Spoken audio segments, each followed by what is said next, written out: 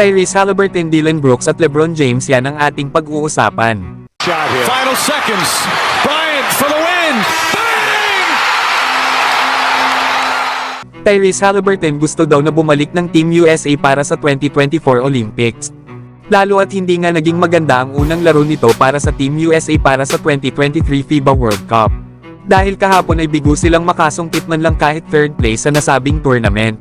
At tinalo nga sila ng Canada para sa bronze medal. Maganda naman ang naging laban ng dalawang kupunan at nauwi pa ang laro sa overtime. Kaso sa huli ay hindi nila kinaya ang Canada dahil kana Shai Gilgeous-Alexander, RJ Barrett at Dillon Brooks. Kaya tuluyan na ring nakuha ng Canada ang panalo sa score na 127-118. Namukha namang mahihirapan si Tyrese Haliburton na makasali pa sa Team USA sa susunod na taon. Kahit na ito ay nag-average pa sa ngayon sa FIBA World Cup ng 8 points, 3 rebounds at 5 assists per game. Ay panigurado naman na pipiliin na ng mabuti ng Team USA ang mga players na isasama nila para sa Olympics. Na walang duda na ang pinakamalalakas na NBA players na ang kanilang ipapadala sa susunod na taon. Lalo at sobrang lakas na din ng ibang mga bansa na makakalaban ng Team USA sa Olympics. Naandyan nga sila Nikola Jokic na maglalaro na sa Germany. Habang itong sila Victor Wembanyama at Joel Embiid ay possible nating makita na maglaro din sa national team ng France. Samantalang maglalaro naman sa Greece itong si Giannis Antetokounmpo. Kaya hindi talaga magiging madali ang magiging daan ng Team USA para maiuwi muli ang gintong medalya. Kaya para kay Tyrese Haliburton ay kailangan niya patunayan ngayong regular season. Nakarapat-dapat ba siya sa Team USA para sa Olympics para muli siyang mapasama dito?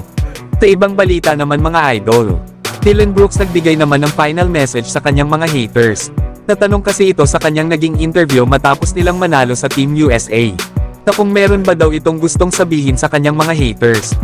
Sagot nga dito ni Dillon Brooks, na-appreciate niya nga daw ang kanyang mga haters sa umpisa pa lang. Na para nga daw sa lahat ng tumitire sa kanya sa Twitter at Instagram na nanonood sa kanya. Ay nakatulong nga daw ito sa kanya para mas lalo pang maging mahumusay araw-araw. Na-motivates nga din daw ito para maging mas magaling pa sa court para sa kanyang mga ka-teammates. Lalo na sa kahit anong team daw na kanyang paglaruan. Kaya na-motivate nga daw ito na magpatuloy pa.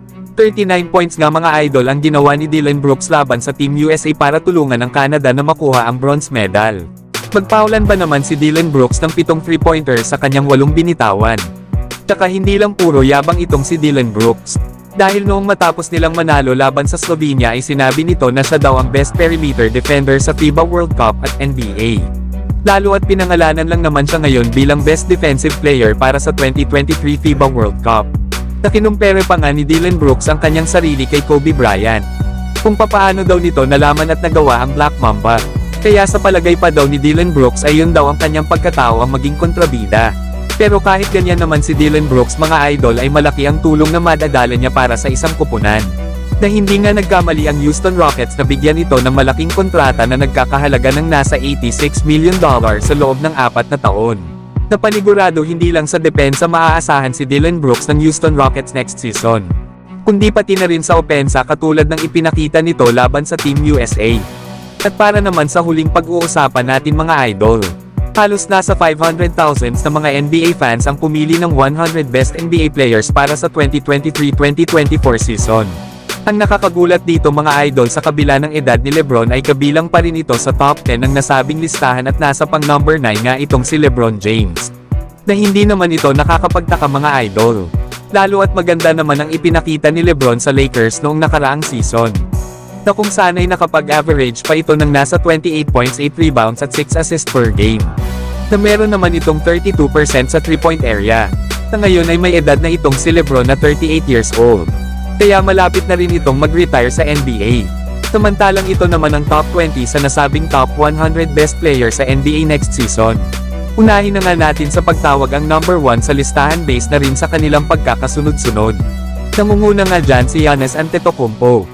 Na sinisundan naman nila Luka Doncic, Stephen Curry, Nikola Jokic, Jason Tatum, Joel Embiid, Kevin Durant, Shai Gilgeous-Alexander, LeBron James, Anthony Edwards, Devin Booker, Damian Lillard, Jimmy Butler, Donovan Mitchell, Anthony Davis, De'Aaron Fox, Jaylen Brown, Ja Morant, Kawhi Leonard, at Jamal Murray. So hanggang dito na lang tayo mga idol. At huwag nyo naman kalimutan mag-subscribe bilang pagsuporta.